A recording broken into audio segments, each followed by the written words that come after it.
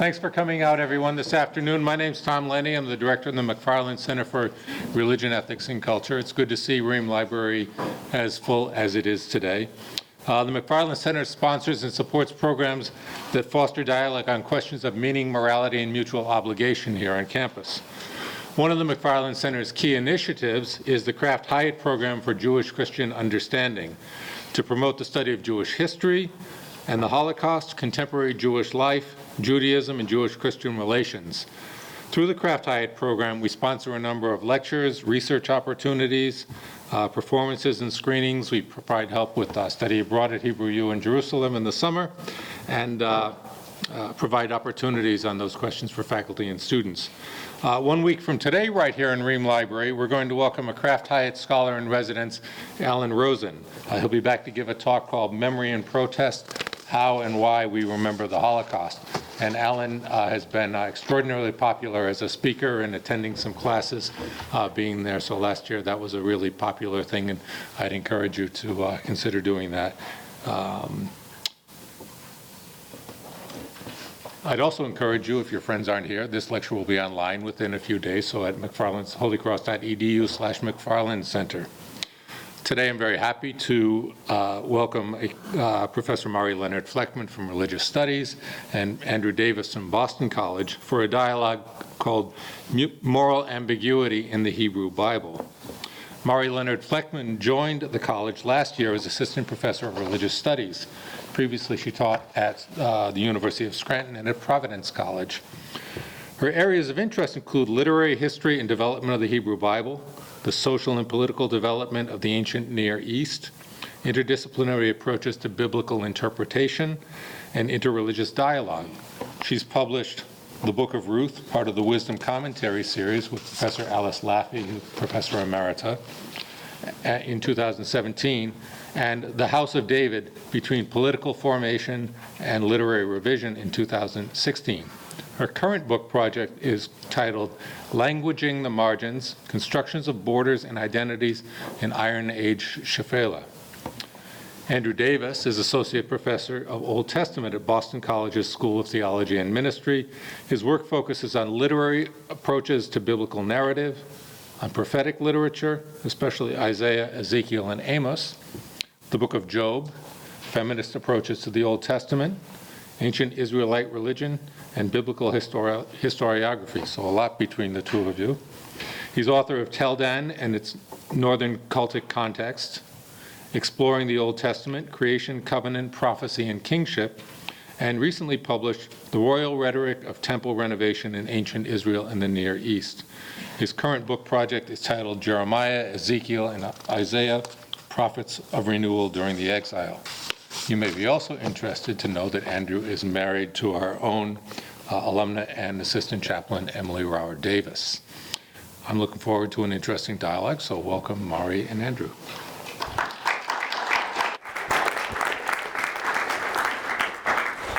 Okay, so just a couple of details. If you are in my classes, there is a sign-in sheet up here.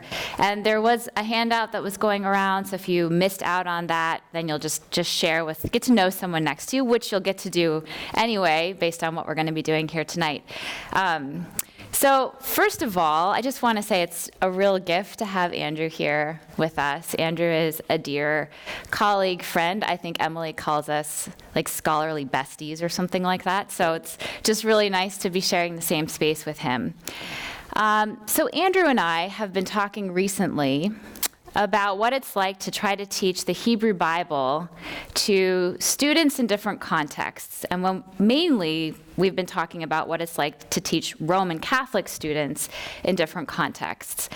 When I say Hebrew Bible, I am using a very careful expression. This is also the Old Testament for Christians. We say the Old Testament because it's connected to the New Testament. For Jews, it's just the Bible. There is no New Testament. There are other forms of ongoing interpretation. And so when we say the Hebrew Bible, it's not without its faults. It's not a perfect phrase, but it's a kind of an attempt for some neutrality and to recognize that this is a live text or body of texts for different traditions. So that's the expression that we're going to use here. So when Andrew and I have been talking about these different contexts, Andrew mainly teaches master's level students preparing for ministry, many of whom are on the ordination track or have been newly ordained, mainly Jesuits. And of course, I teach all of you beautiful people here, undergraduates at Holy Cross, and yet we have realized that there's something surprisingly similar trying to teach the Hebrew Bible in our contexts, and that is that especially, though not always, but especially Roman Catholic students have a really hard time engaging with the Hebrew Bible. It can be shocking, in fact.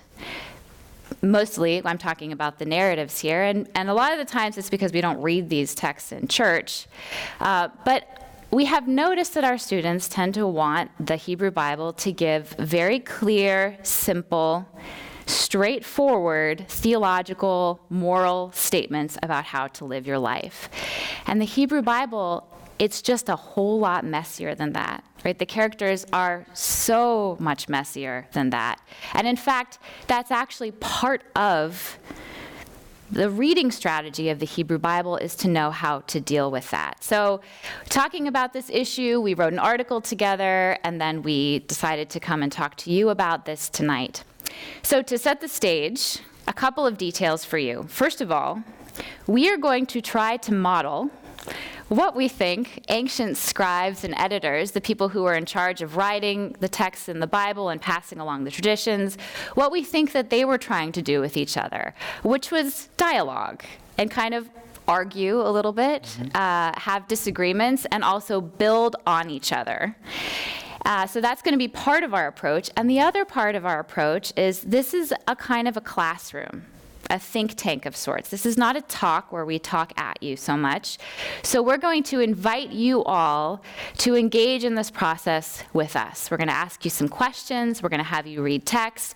We would like it to become a kind of a full body experience for you, to use your imaginations, to enter into the characters, to think through this stuff with us. And if you really feel like it, interrupt us in the middle of what we're doing, right? Or raise your hand. You're very polite generally here at Holy Cross, but I'd like to prod you to just kind of stand up and add your own voices. Okay? All right, so that's the setting the stage part of it. Okay, so I want you to take a moment and think about a particular character in a movie or a television show that you find especially compelling. Okay? So think about a specific character in a TV show, a movie that you find especially compelling, that engages your interest for some reason, right? That provokes your thinking, maybe. You guys all have that person in mind? Okay, now take a moment and just with someone next to you, you might introduce yourself and share what you came up with.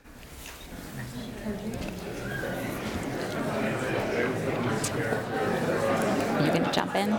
You gonna jump in? Yeah. Okay.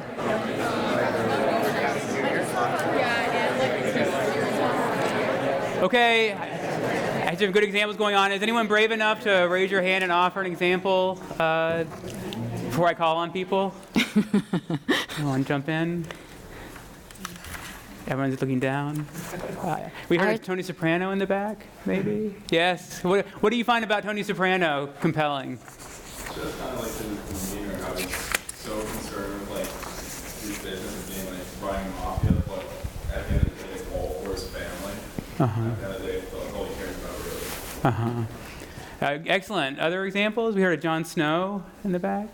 How many people used Game of Thrones as their example? I've never seen Game of Thrones. Yes, go ahead. What do you like about Jon Snow? He just does all the right things. Oh man, wrong answer, Will. How about on this side? Anyone over here? How about you behind Keith? Yeah. Do you want to? Who did you say, or who did your partner say? We were struggling to think of someone. I don't know. I was like, in terms of like complexity, I was like, Hamlet's like the first thing that came to mind, but like, that's not really a TV show, so I don't know.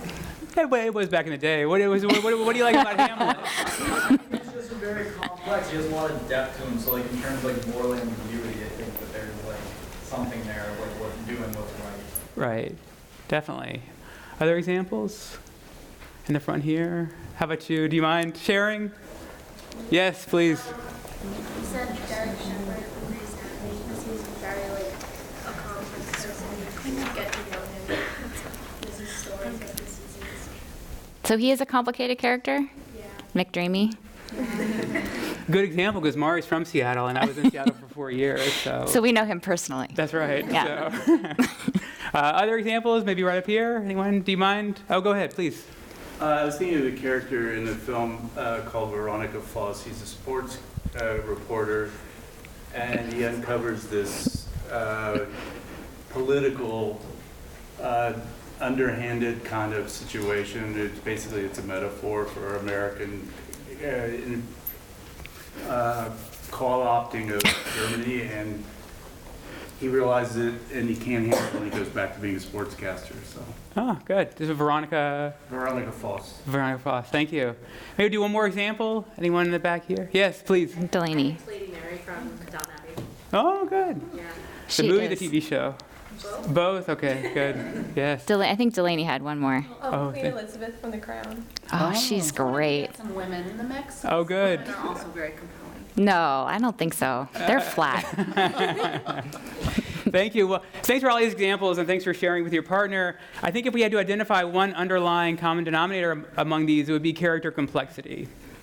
I think if you look at movies, novels, and think about them, characters that are one-dimensional rarely sustain our interest for very long, and are certainly not worthy of reflection. They're not characters we think about. So we've all had this experience of going to a movie and seeing a movie and engaging in this complex story, these complex characters, and then coming away thinking, God, what would I have done in that similar situation?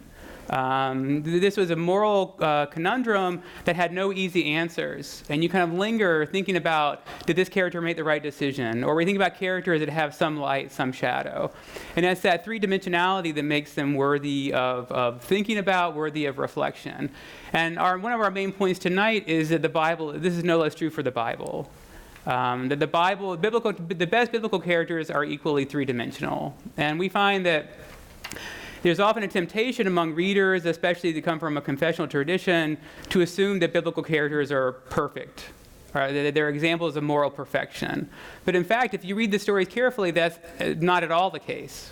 These characters are flawed. They make bad decisions. They treat people poorly. They treat people with cruelty, as we'll see shortly. The biblical characters are part of revered ancestors of our tradition, and yet they're absolutely flawed characters. And our main point is that these flaws don't undermine the moral or theological significance of Scripture. The flaws of these characters don't undermine the theological value of Scripture. If anything, they enrich that value.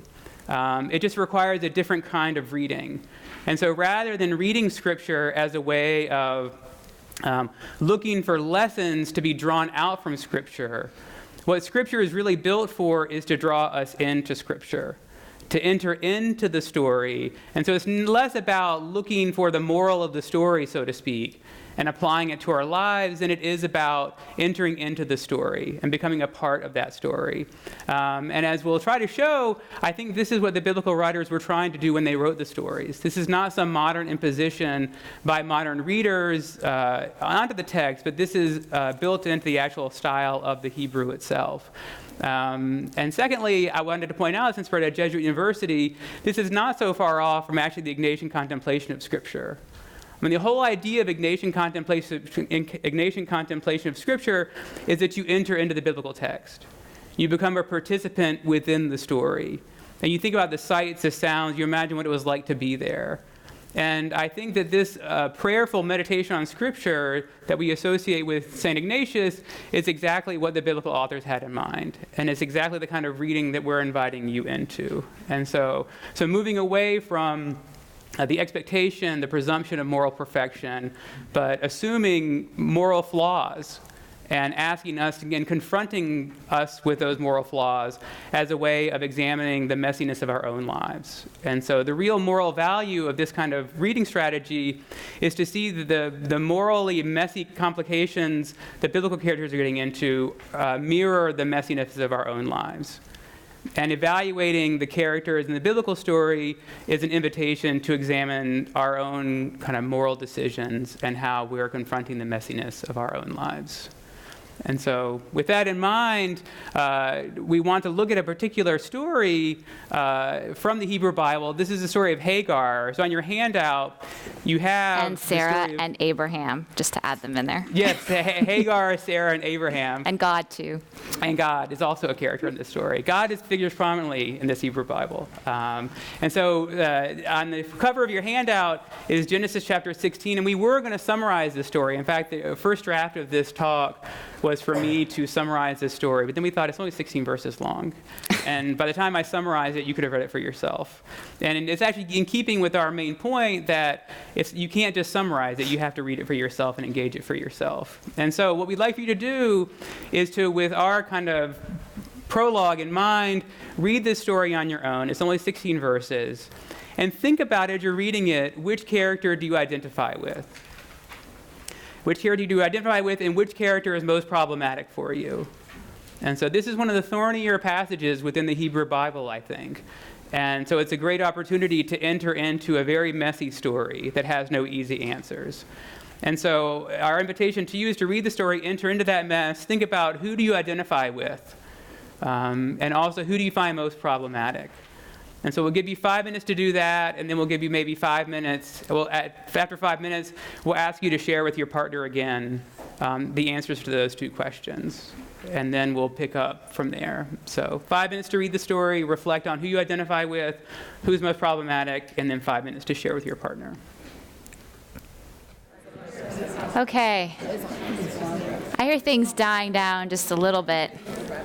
So it's a good time to interrupt. Yes. So anyone want to lead us off before I start calling on people? So what do folks talk about? What came up? Who do you identify with? Even, Yes. So one of the points that came up in our discussion was basically that every character is problematic in their own way, and an argument should be made for any character to be labeled as the most problematic.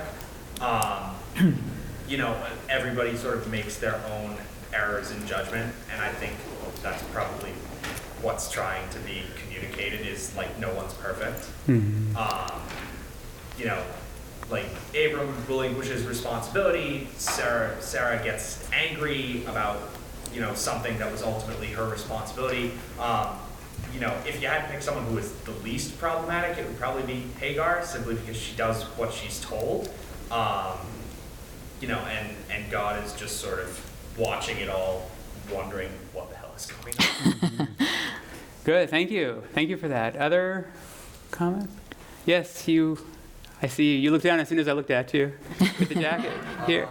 We couldn't really find anybody that we would really relate to. We kind of said that Abraham and Sarah were kind of the most problematic, and just like their actions themselves, and not really Hagar, because she was doing what she was told. Yeah. I'm curious, show of hands, how many found Hagar to be absolutely the victim here? Raise your hands. Raise them loud and proud. Okay, I'm curious, did anyone see, I'm just curious, anyone see an opposing perspective to that? Did anyone find Hagar to be problematic? A non-professorial voice? Any students? Yeah, say something, James. It does say that she ran away and that she listens to this voice of God. And so she returns to what she escaped from was clearly bad. She returns to it. So there's that ability to leave and yet not taking action. So what you find to be slightly disturbing is that she takes initiative to leave, but then she goes back. So that act of going back you actually see as problematic, even though God tells her to. Interesting. Yeah. Other perspectives? Yeah. I kind of found Sarah to be sympathetic because you see her and she says, like, you see now the Lord does not neglect her child. So she's sort of changed the way that she thinks the Lord is speaking to her. And she views Hagar with contempt because she can't like fulfill her duties. And so like I could sort of see how like a very human element of that. to Sarah in particular. I know you love that. Almost like I planted you there, yeah. There's another hand here. Yes, please. There were aspects of Hagar I find problematic. I also found her to be the most relatable, however, because I can totally see myself getting slightly narcissistic in this circumstance because I could do something that Sarah could not. However, that's still not the right attitude to have, I feel like, and then to just run away and kind of give up on a promise that you made, or like something that I guess you were kind of made to do. But just kind of running away from the threat that you kind of, in a way, brought on yourself. I mean, it's problematic, but it's also super relatable. So. Thank you. Others, maybe on this side of the room? How about you back there? I see you. Yes. No, don't turn around. Yes, you. We kind of talked about like how we were confused why God would send Hagar back to submit to her, to submit to her treatment. Why we want her to go back. Good. Yeah, the one scholar has said that this verse number 9, is the most problematic verse for a preferential option to the poor in the entire Hebrew Bible. How can you have God sending this poor, pregnant woman who has been oppressed back to the hand of her oppressor? What theological sense do we make of that? I think you're right. It's a huge theological problem. And when I teach this, some students often write a paper on this, and they go through all these kind of twists and turns trying to, as an apologetic for God, but there's there's a point you can't get around that. And I've had a number of students write on this passage from the perspective of domestic abuse, about women returning to abusive situations, being told by religious authorities to return to abusive situations. And so I think that it's not a huge stretch to realize how close the experience of Hagar is to the experience of far too many women in today's world, I think. And so the command that God gives to Hagar, I think, is all too chilling for readers. I think that's your cue, Andrew. That's right. Yeah. For Hagar. For Hagar. Yeah, well, I would just underline, a lot of the points that have already been made. Something that scholars have often pointed out to is I think most scholars have landed on the victimhood of Hagar and really indicted Abraham and Sarah for their treatment of Hagar. That you have a married couple that has all the power over their slave Hagar, and they end up exploiting her. The whole story begins with Hagar's objectification. She is literally a sexual object for Abraham. And Sarah to fulfill this kind of dream of having a child. And it's interesting to note that they never refer to Hagar by name. And Sarah and Hagar never talk to each other in the story. So for Abraham and Sarah, Hagar is not a person with the name. Hagar is the slave girl. The only time a character refers to Hagar by her name is when she encounters the angel of God. The angel of God is the only person in the story who addresses Hagar by name. So there's that problem. There's also the problem, as we've said, of Yahweh's command to her to go back to submit to the harsh treatment. And it's interesting that the NRSV, in the handout, I put that parenthetical literal translation. I think the NRSV is in a way trying to soften that command. You see this sort of apologetic even on the level of translation, where the NRSV leaves off the harsh treatment, but even though it's the exact same word for the cruelty that Sarah has inflicted on Hagar earlier in the story. And lastly, I would say that, and this is coming from womanist theologians, a lot of womanist theologians have emphasized that this isn't just about gender, but this story is absolutely about ethnicity and class. And that Hagar is a triply vulnerable woman in this society insofar as she is a slave, she's an Egyptian, and so she's a different ethnicity, and she's also a different class. And so, in a way, womanist theologians have criticized feminist theologians for emphasizing viewing the story only through the lens of gender. where a womanist theologian would emphasize that this is a perfect example of the need for intersectionality in biblical exegesis, that this is a complex network of classism, xenophobia, and also sexism. And so, go ahead. I'm just going to interject. Do folks know the difference between womanism and feminism? Just a question. No. Olivia, could you define? You're like nodding. Okay. Not to put you on the spot. I might be wrong, Uh-huh. but I think feminism is kind of a broader term, whereas womanism elevates the status of like African American women specifically. Exactly right. Yeah. And so if you think about feminism in waves, you have first wave feminism, second wave feminism, third wave feminism, and now I guess fourth wave feminism is going on right now. But sort of second wave feminism would be like scholars like Phyllis Tribble, for example, who examine this text exclusively through the lens of gender. And the reaction of third wave feminism in more recent decades has been to say that we can't isolate gender as the only lens for analyzing biblical stories or any other kind of data. But gender is always mixed in with ethnicity, class, and all these other kind of aspects of our social and cultural lives. So can I ask you a question, Andrew? Yes. What do you do with verse 4? Because we had a couple of students talk about the whole notion of Sarah being lowered in esteem. I know. It's a total mistranslation again. I use the NRSV specifically because I dislike it so much in this passage. And so I wanted like something to beat up on. But if you look at your passage, it totally misreads, I think, what the Hebrew says. It says for Hagar that Hagar looked on her mistress with contempt. That she looked on her mistress with contempt, which is not at all the syntax of the Hebrew. Actually, the subject and verb are the opposite in Hebrew. And so what the Hebrew literally says is her mistress became lighter, or her mistress became lighter in her eyes. And so there's no contemptuous look from Hagar to Sarah. And in my opinion, it's another example of damage control by biblical translators. I think that they're trying to, in some way, make Hagar complicit in the treatment that she gets, or to sort of soften.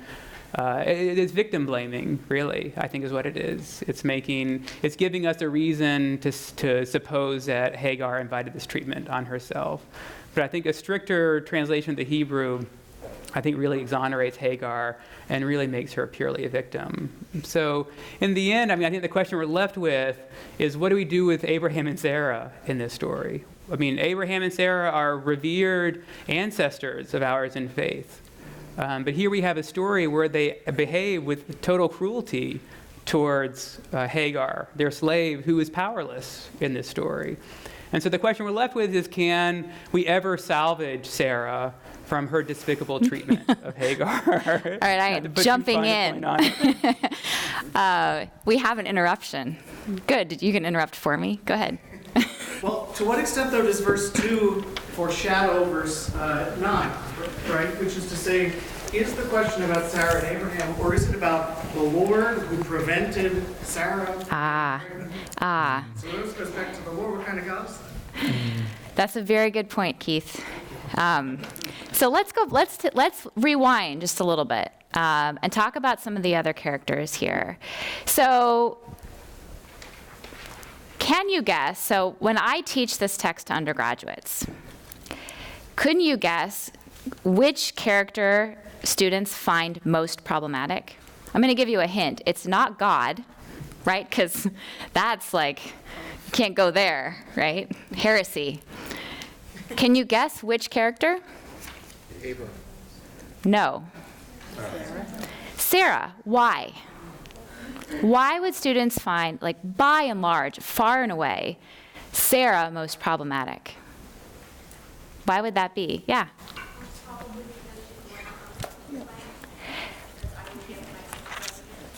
Okay, because she's the one who comes up with the plan, right? Good. Anyone want to take that a little bit further? Yeah. I think it also builds on the fact that it's a woman who's a victim of a patriarchal society going against another woman. A woman in a patriarchal society going against another woman. You've just like you've done my job. We can all leave the room now, right? You have an A. Are you taking where you want? Yeah, she's a Okay. fantastic student, in fact. I'm not- All right, so yes. So Sarah is the most problematic character right off the bat for students because they are not reading quite so carefully, between the cracks of this text. So I want to just take a moment and flip things a little bit. So we've got kind of Hagar's perspective on one hand. We're going to see how far we can get. We might not be able to dive fully into Abraham's character. We may not be able to dive fully into God's character, though I think we've done enough kind of small plants here to get you thinking a little bit, right, about some of the real problems in this text. But just to flesh out Sarah a little bit, to make her a little bit more human, a little bit more sympathetic of a character, reminding ourselves that in the biblical texts, there is no easy villain and there is no saint, not in the Hebrew Bible. All right, so all of the characters are complicated. So just to give you just a little bit of a sense of Sarah, she is doing to Hagar what has been done to her. So in other words, she has been, one could argue, reading into the cracks of the narrative because she is by and large silent throughout the whole arc of the Abraham-Sarah stories, which run all the way from Genesis 12 through Genesis 25. She dies in the beginning of chapter 23. But she is silent, right? Often she does not have a voice. She goes where she is told to go. In the beginning of Genesis chapter 12, Abraham gets up and makes this huge journey, and she just goes. There is a text in there where, for fear of his life, Abraham lies to a foreign ruler and says that Sarah is his sister, not his wife, because he somehow thinks she's so beautiful that this foreign king's going to kill him to get to her. So in this kind of weird runaround, he just decides to give her away. And she, in chapter 12, if you read it carefully, sleeps with this foreign ruler. She is taken, meaning she goes into his house, meaning she becomes his wife. She's silent. And this kind of continues over the arc of the story. So one could argue that she has been oppressed. She has been mistreated. She has had remarkable pain and suffering in her life. And what does she do in this text? Rather than help someone lower than her, rather than team up, she turns around and she scapegoats someone else. Right? And that's a tendency that we know so well as humans. We are all so susceptible to that, aren't we? So that's just a taste of Sarah. So when we were writing this article together, we found that we actually had two somewhat different views of this story. So as we were kind of combining, discussing, we realized that Mahri had a much more sympathetic view of Sarah than I did. And that I was definitely down on Sarah. What about Abraham, though? I mean, what about Abraham? He did the best he could. Oh, my good Lord. What was he supposed to do? No, what about Take Abraham? a stand. What's that? Take a stand, right? Take a stand. Yeah, exactly. I mean, in some ways, that's sort of where a lot of feminist scholarship has landed, that Abraham escapes criticism, but in the end, he has the most power of anyone in the story. And that his passivity, he's willing to step back and abdicate his actual power. That the one character who has the most power in the story to adjudicate the situation justly abdicates that power. And so that's kind of the hidden, I think, villain of this story is in some way Abraham, is that Abraham, through his passivity, ends up enabling this harsh treatment of cruelty, but then has deniability at the end and says, it was Sarah's deal. She was the one. This is all her deal. I handed off to her and she did what she did. And so, again, a story that's probably all too familiar from our own lives today, I think. Our willingness to step away from difficult situations and to refuse to play a part in situations that we could adjudicate in a more just fashion. But for me, I would say, so Mahri has a much more sympathetic reading of Sarah. For me, I read the story almost entirely through the lens of the Exodus story, actually. In several key places, actually, I think the author is very clearly alluding to the Exodus story. For example, the word for affliction, when it says that Sarah afflicted Hagar, the word for that is actually the same word for affliction that Pharaoh inflicted on the Israelites in Egypt. And when Hagar flees, she ends up fleeing. The word for fleeing is the same one describing the Israelites when they're fleeing out of Egypt. And even when she winds up in the land of Shur, the land of Shur is one of the places that the Israelites wind up at as they're leaving the wilderness. And so in all these ways, the author is echoing the Exodus story, which of course in the canonical reading hasn't happened yet, but whom the readers all know. So there's all these echoes of the Exodus story. What's the one big difference with the Exodus story? Is that the roles are reversed. Here you don't have an Egyptian pharaoh oppressing a Hebrew people. You have a Hebrew couple oppressing an Egyptian slave. You don't have, and then the slavery is the other big difference. You don't have an Egyptian oppressing Hebrew slaves. You have a Hebrew couple oppressing an Egyptian slave. And to me, I think any ancient reader would have picked up on this. Any ancient reader would have seen that this is our own national narrative being read back to us with the roles reversed. And I think it would have confronted, I think, an ancient Israelite reader with a profound challenge. Because the whole idea of the Exodus within Scripture, within Exodus, is you need to take care of the alien because you know what it's like to have been an alien in Egypt. That's what we get in, I think, Exodus 22:20, Exodus 23:9. You know the heart of an alien because you were an alien, to treat them with respect, defend their rights. This story is basically telling the opposite of that. And so I think that this is evidence, I think, that this is intentional on the part of the authors. That it's not some modern imposition that we're importing all these kind of modern lenses onto this story. I think the authors were very much wanting to confront us and challenge their readers, even ancient readers, by retelling their national story back at them with this complex twist, this role reversal. Yes, Jim? So if you're reading it through the lens of Exodus, is Hagar by the stream like Moses' mother? No, I think she would be like the Israelites themselves who wind up, because the land of Shur in the Exodus story, when the Israelites wind up there, they find water there. And so I think that she ends up paralleling with the slaves being liberated from Egypt. And even the name Hagar, I mean, we don't know what the real etymology is, but it sounds like the word for resident alien in Hebrew. The word for resident alien in Hebrew is ger. And so Hagar's very name sort of evokes this archetypal alien that the Israelites are commanded to give special care for. Yeah. So, yes. Yeah. Could it be that since this is, it predates the Exodus in terms of the chronology of the narrative, that this is an example of what the Exodus is supposed to teach? Well, the story that we see, the arc of the narrative, if you just read it, biblical history is different from literary history. So in terms of when texts are written, it's a very different and very complicated kind of idea. It's different from just reading it from one to the next. But in the canonical reading, I think it is kind of foreshadowing these things. So I just want to take 1 minute before we get to the conclusion. Yes. And because a couple of people have brought up God, I do just want to make a couple of statements. We're going to try to wrap this up in a really nice bow, which doesn't often happen in classes. But in the conclusion, we're going to give you some possible moral and theological takeaways that come specifically from a complicated reading. So get really excited for that. But just one thing about God, because God is both, in this text, I think one of the tensions in the narrative is both that God is on the side of the ancestors of Israel, in the sense that the Bible is written for Israel, who, by the way, these are underdog people in ancient society, right? So they are writing from the perspective of the underdog, and the God of Israel is their protective God.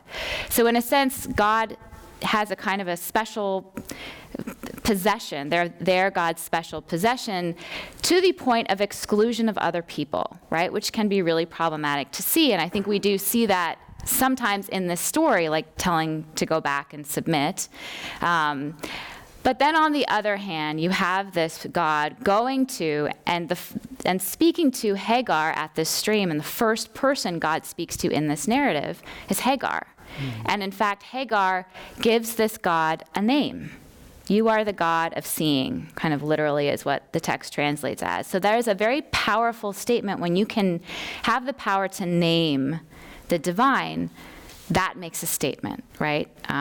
So we see this tension kind of going through how we work with God's character that I think is also a tension that we work with in real life. Because is God present? How is God when you see pain and suffering in the world, when we go through hard times? How is God working in that, right? We're not puppets. And yet, God is supposed to be present and powerful and loving and care for people. So there is a kind of a tension in there that's also being worked out, I think. Thank you for mentioning that. And so to come back to this point that Mahri and I have different readings, so I think for Mahri I think we both agree that the story shows the sort of shadow side of these ancestors of ours in faith. But we were interested to find out in our conversations that Mahri has a more sympathetic reading of Sarah than I do. And also for me, the Exodus is really the lens for interpreting the story. And you might think this would be a deal breaker for trying to write an article together on the same story. That if we have this disagreement, then how can we ever kind of co-author an article where we engage in this or have a joint talk for that matter? Well, first we beat each other up. That's right. We arm wrestled to see whose opinion would win out in the article, and I lost. But actually, in a bigger way, the point is this is demonstrating the bigger point.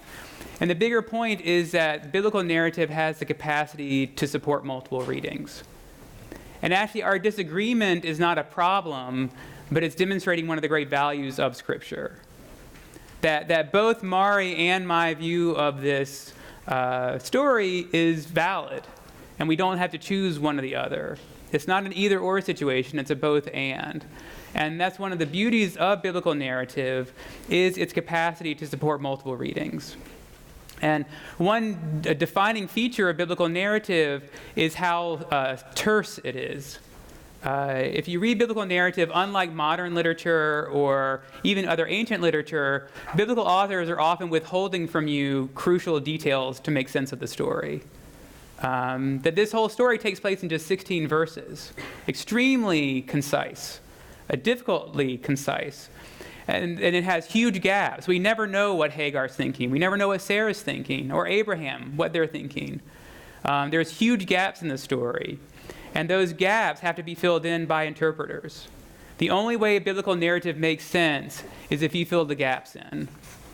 And this is by design. Biblical scholars have shown that this is not some coincidence or some accident of the biblical style, but this is an intentional choice by biblical authors as a way of engaging readers. That it's not so much drawing out lessons, but that this style draws readers in, because you, the reader, have to supply information for the story to make sense. But the challenge is we all supply different information. That there's huge gaps in the story, and we fill the gaps in different ways. And that gap filling, well, the gaps are what make the story ambiguous. And so the ambiguities of the story results from the gaps. And then how we fill the gaps in leads to plural meanings. And so the Hebrew Bible, biblical stories are not reducible to just one meaning, but have the capacity for multiple readings. And that's the challenge. That's the beauty, but also the challenge. And that's what requires us to wrestle with the word. That's what it means to wrestle with the ambiguity of Scripture, is to recognize that your reading of Scripture is not the only one, and that the ambiguity of it forces you to acknowledge that other readings are possible and even valid. And it's this then accepting the invitation to wrestle, that is what then invites really serious theological grappling, right? This is something that the writers are clearly giving to us. They're not afraid of the messiness. They're giving it to us. And so we shouldn't be afraid of it either. So what are some of these potential theological kind of moral implications of this text? Things to consider. Well, I'm just going to throw out a few things, okay, for you to marinate in as you leave tonight. So, we may end up pondering, for example, what it means to be a bystander like Abraham. What is our moral obligation when we have the ability to stand up and help those who are in more vulnerable positions? It also invites us to consider deeply seated systemic injustices, and also how people with less power can view each other, those kind of on the bottom relatively, as the enemy and vie for relative positions of power in a hierarchy that's not meant for them, rather than try to break down the system altogether. And also we can see how easy it is to scapegoat or to hurt someone else when we are in pain or have been mistreated. And also how when God is clearly present, when God sees suffering and loves us, this doesn't automatically make our lives easier. And if God is the God who sees Hagar, then the story is also a call to us to see each other, right? And to take care of each other, even in our frailty and our imperfections and our mess. So most importantly for us here tonight, just to recognize is that Abraham and Sarah, Abraham and Hagar, Isaac and Ishmael, they're all our ancestors in faith, because these are the ancestors of Judaism, of Christianity, and of Islam. So we are their children in a sense. We're their descendants. We come from them. We've inherited their messiness. We're just as imperfect, just as prone to error as they are. But also, we are just as close to the divine, right? We are just as close to kind of living out, fulfilling the divine plan. And maybe there's actually something really important in that link.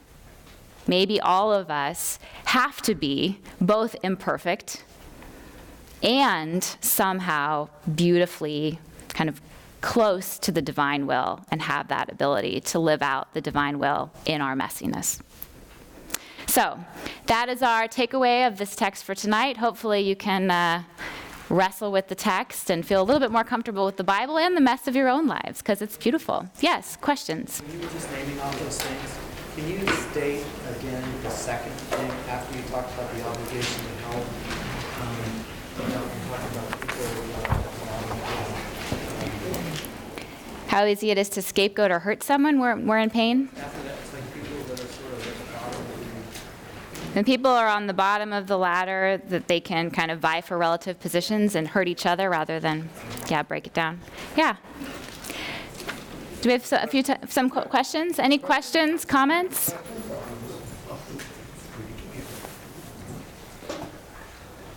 Mark. All clean, yeah. And Andrew. Thank you. Is there a way in this reading that we can understand it from a cultural context that might be helpful? I mean, are Abraham and Sarah unique in what they've done? Would a reader of the time thought, well, yeah, this happens? Does that help us at all? We do have some biblical laws around like surrogacy, and so I think the idea of surrogacy in this way would have been, I think, an accepted cultural practice in the ancient world. So we have it attested in some biblical laws, or presumed by some biblical laws, but we also have it attested in other ancient cultures. And so I think the actual surrogacy would not have been problematic. And we see it. Does that have any impact on our own interpretation that there was surrogacy and? Yeah, I think so. I mean, for me, the problem is not the surrogacy, but the ill treatment of Hagar. Could Hagar have been a surrogate in a more positive way? So would it have still objectified Hagar in this surrogacy? Is surrogacy by definition an objectification if the surrogate has less power and is coerced in any way as possible, I think. But yeah, and just to add a little bit, then the story of Leah and Rachel, the next story, there are two other kind of maid servants, slaves, however you want to translate that word, who are kind of equal parts of creating the 12 sons, the 12 tribes of Jacob. And there's nothing negative in that story specifically. There are other lots of issues in that story, but the specific surrogacy part is not an issue there. Yeah. Mm-hmm. Any other questions? All right, well, you all have been wonderful. Thank you very much. Thanks for participating.